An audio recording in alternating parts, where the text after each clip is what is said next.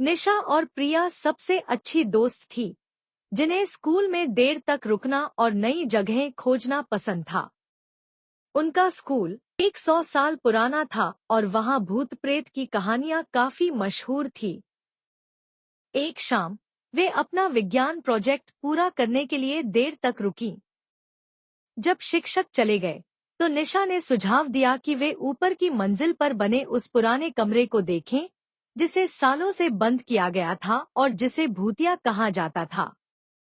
कहानी थी कि उस कमरे में एक लड़की, मीरा, दशकों पहले गणित की परीक्षा देते हुए गायब हो गई थी और उसकी आत्मा वहीं रह गई।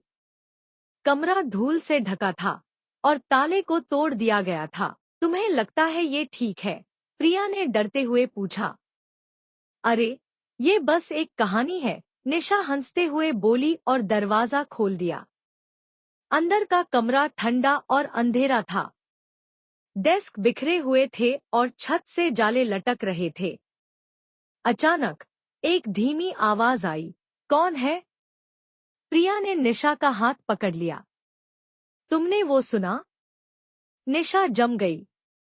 शायद हवा होगी, उसने कहा, लेकिन उसकी आवाज कांप रही थी। तभी दरवाजा जोर से बंद हो गया।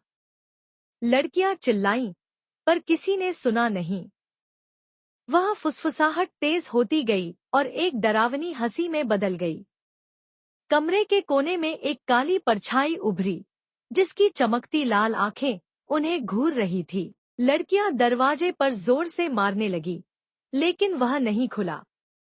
परछाई धीरे धीरे उनकी ओर बढ़ी और उसका चेहरा साफ दिखने लगा, एक पीली लड़की, जिसके चेहरे पर खतरनाक मुस्कान थी। यहाँ क्यों आए?